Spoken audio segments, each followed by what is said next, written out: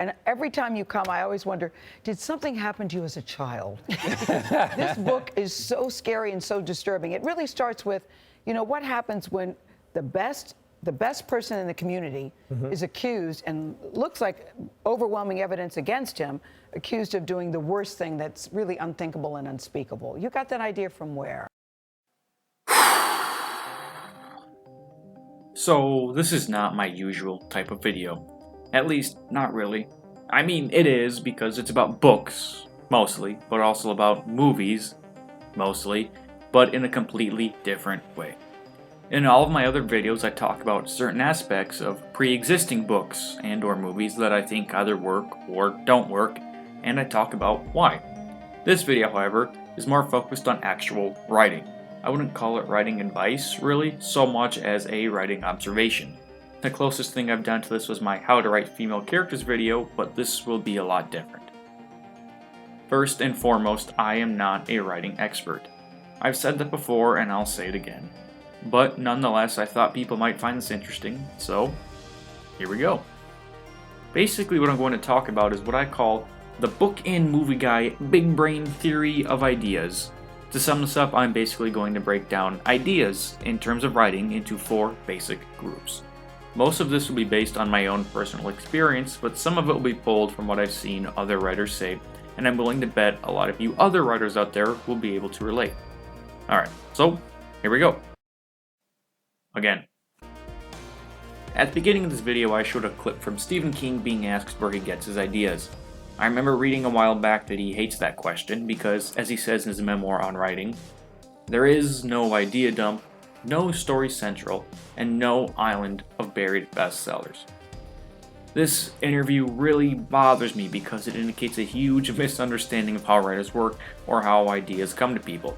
The assumption that something awful happened to King as a kid and that's why he writes horror is just, well, it's just dumb, really, and a lot of people seem to think this is how authors have to write. Of course, plenty of authors deal with life trauma through writing, maybe even all authors in some way, but the weird notion that writers are somehow more traumatized than the average person is goofy. You say you have an ordinary life. How do you start your morning? Well, I start my... Boy, I'll tell you what, you served that one up. I start my morning Well, go ahead and with the CBS Morning. So in this video, as I said, I'm going to break down what I think are the 4 major ways writers come up with ideas. Again, this is mostly from my own experience and a little bit of research, so don't take it as a gospel or anything, just take it as food for thought. Alright, the first type of idea I'll talk about is what I would say might be the most common and easy to track. For the purpose of my big brain theory, I'll call this the observation idea. It's important for me to point out right away that traces of this idea can also be found in the next 2 idea methods, which is why I'm bringing it up first. But the observation idea, in its simplest form, is this. It's an idea you get in response to seeing or hearing something in the world around you. The idea then directly centers around that place, object, or person. Most of my own experience with this type of idea relates to the films I've made. I'm sure I'm not the only amateur filmmaker to be in this situation either, which is why I thought it was worth mentioning. But basically, if you want to make a movie and you have no money for locations or effects or sets or anything like that, what are you going to do? You're going to write a story around the places or props you know that you can use. For instance, in the town I went to high school in, there was a pretty cool dam. Well, basically one day I saw the dam and I thought, what if 2 old friends met at this dam for the last time and one killed the other?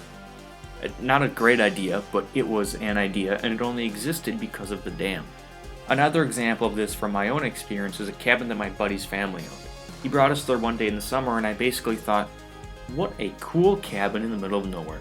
You sure could make a great locked-in movie here, and my noggin came up with smaller details and stories based on each part of the cabin.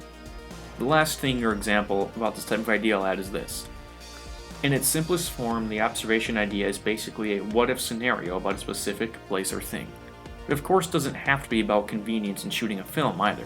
One day at my university, which has all these kind of weird-ass creepy tunnels under it, I passed by this little table with 2 chairs tucked away in a dark corner. I looked at them for a second and thought, I wonder if anyone has fallen in love there. Weird thought, I know, but then I turned that into, what if 2 people fell in love there? And then, what if they decided to fall out of love there? Obviously, this is an oversimplification because no one decides to fall in or out of love anywhere. It just happens, right? And that's the story. That happening is the story. That's the idea. For me, that location filled in all the blanks. I had a what if, and from the what if, I could build a story. So the story would be: lonely boy sits at lonely table reading a book. Funny girl recognizes book and decides to sit down across from him. Boom. What happens to these people next? What's their story? Well, it's up to me to find out because the table can't tell me. This next type of idea I want to talk about is what I'll call a combustion idea. Full warning here, I sort of stole this observation from Stephen King, so I'll let him explain it. This is from On Writing, by the way. Good stories seem to come quite literally from nowhere, sailing at you right out of the empty sky. Two previously unrelated ideas come together and make something new under the sun. Your job isn't to find these ideas, but to recognize them when they show up. This is the combustion idea in a nutshell, and it also, in King's quote, talks a bit about the observation idea. So the two kind of go hand in hand in a way. To extrapolate a bit, I'll throw in another caveat. What I'm talking about with these four categories of ideas aren't necessarily types of ideas, but methods of ideas, ways of finding them. For actual types of ideas, I'll say this. In simplest form, there's two. There's big plot ideas and there's small supporting ideas. Both are important and you can't have a good story for one without the other. Either idea can be an observation idea. Actually, a lot of times, an observation idea gives you both for the price of one. But the combustion idea combines two observation ideas and gives you what you really want to write about. Remember before when I mentioned the idea about my friend's cabin? Well, by itself that isn't really a full idea. It's not a full story. It's looking for another half. Well, in the fall I have terrible allergies, to the disdain and disgust of everyone around me. I'm always sneezing and blowing my nose and popping pills like a gross, snot-covered monster. So because of this, one day out of the blue I thought, protagonist is gross, snotty weirdo nobody likes or talks to. By itself? Okay, whatever. Protagonist of what? Then? Combustion. The snotty, weird protagonist would be a fish out of water hero in my locked-in cabin horror story. He would pop allergy pills all the time. Something was up with these pills that would lead to the strange thing happening at the cabin. I hope you see the connection here. I had two half ideas, a plot idea and a supporting idea. Then combustion came along and I had a movie idea. To use this on a more serious example from King himself, here's a breakdown. Plot idea: haunted hotel drives solitary caretaker crazy. Supporting idea: abusive alcoholic writer is trying to turn a new leaf and make amends with his family and writing. Put them together and what do you get? You get The Shining. So the third method of idea might be the most interesting and complex while also being the most boring and simple. I'll call this one the gravedigger idea. I call it this because it's the idea a writer has to work for. It doesn't come to you from looking at a lonely table or a cabin or anything like that. This is the idea that you long for when you hit a wall in your story. You could also call it a room pacing idea, but I chose gravedigger, even if it is a bit hyperbolic, because you only need it when your story is dead. Not dead, just you don't know where to go next. You've hit a bit of a wall. You probably know what I mean.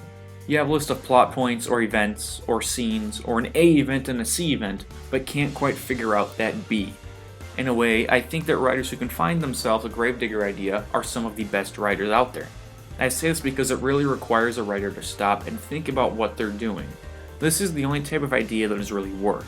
It makes a writer really peel back the layers of their novel or story or script or whatever and find what makes it tick, or probably made it stop ticking at that moment. Often, to find that gravedigger idea, you have to admit you've done something wrong. I don't want to talk about writer's block here because it's something I've never had, and also because that's not really what this is. The gravedigger is only helpful when you know what you want, and you can write it, but something within the story, not your head or your brain, is stopping you. The best thing I can equate it to is a logjam. The river is the narrative of your story. It's charging along at a breakneck pace, and it has to carry you where it's going. The logs are all of your scenes, ideas, plot points, whatever. Usually the narrative should pull them along neatly and flawlessly without much trouble. But sometimes they just jam up, and you, the logger, have to climb on top and get them straightened out. Everyone wants that special idea or story that just writes itself. And these do exist. They really do. In fact, I'll talk about them next. But the writer who really writes their story, and I mean really writes and rewrites it, might be the best writer there is, because so many writers are put off by that logjam. But if you can dig deep enough and find the source of the jam, you'll usually end up with a better story than if you never had that jam at all. For an example, I return to the tried and true Stephen King. When writing my favorite novel, his apocalyptic epic, The Stand, he ran into an issue. He didn't know what happened next. Here's the man himself, again, from On Writing. And still there came a point when I couldn't write any longer because I didn't know what to write. So instead of moving on to another project, I started taking long walks. I took a book or magazine on these walks but rarely opened it, no matter how bored I felt looking at the same old trees and the same old chattering, ill-natured jays and squirrels. Boredom can be a very good thing for someone in creative jam. I spent those walks being bored and thinking about my gigantic boondoggle of a manuscript. For weeks I got exactly nowhere in my thinking. It all just seemed too hard, too complex. I'd run out too many plot lines and they were in danger of becoming snarled. And then, one day, when I was thinking of nothing much at all, the answer came to me. It arrived whole and complete. Gift-wrapped, you could say, in a single bright flash. What I saw was that the America in which The Stand took place might have been depopulated by the plague, but the world of my story had become dangerously overcrowded. The solution to where I was stuck, I saw, could be pretty much the same as the situation that got me going. An explosion instead of a plague, but still one quick, hard slash of the Gordian knot. At one moment I had none of this. At the next, I had all of it. Whatever you call it, I wrote my page or two of notes in a frenzy of excitement, and spent the next 2 or 3 days turning my solution over in my mind, looking for flaws and holes, also working out the actual narrative flow, which involved 2 supporting characters placing a bomb in a major character's closet. I knew it was true at the moment of revelation. That bomb in Nick Andros' closet was going to solve all my narrative problems. It did, too. The rest of the book ran itself off in 9 weeks. In this section, King talks about both the gravedigger idea and what the 4th method of idea is. And since King brought it up, I'll describe it. The 4th, final, and most coveted idea is what I will call the gift, since that's what King calls it.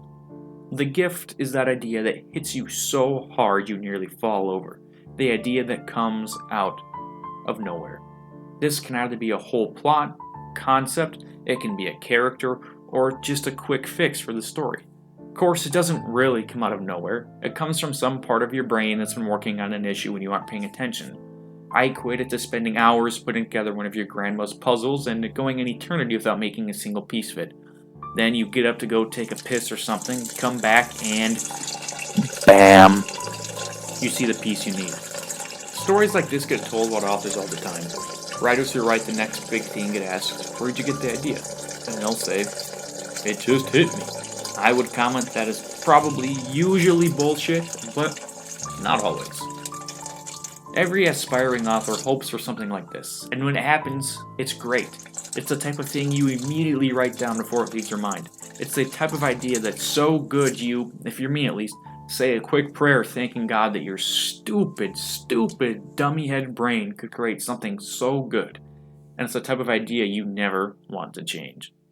In an odd way, the gift and the gravedigger go hand in hand, while also being complete opposites. King's passage is a great example of how they can work together, but at their core, they're completely incompatible. But does having a specific proclivity to one or the other make you a better writer, a better thinker, a genius? I can't say, so I won't try. I did say that being able to use the gravedigger effectively might be what makes the so-called great writers great. I'm sure a lot of people would say it's the gift that makes great writers. It's probably a mix of both. Or, really, all 4. Are any of these methods how all writers get their ideas? Absolutely not. But I would hazard to say this is how a lot of them get at least some. So hopefully, the book and movie guy, big brain theory of ideas, helps you filter your thoughts a little, and hopefully come up with some new ideas. What do you think? Where do your ideas come from? What other stories have you heard authors tell about their own experiences? Let me know in the comments. And as always, thanks for watching.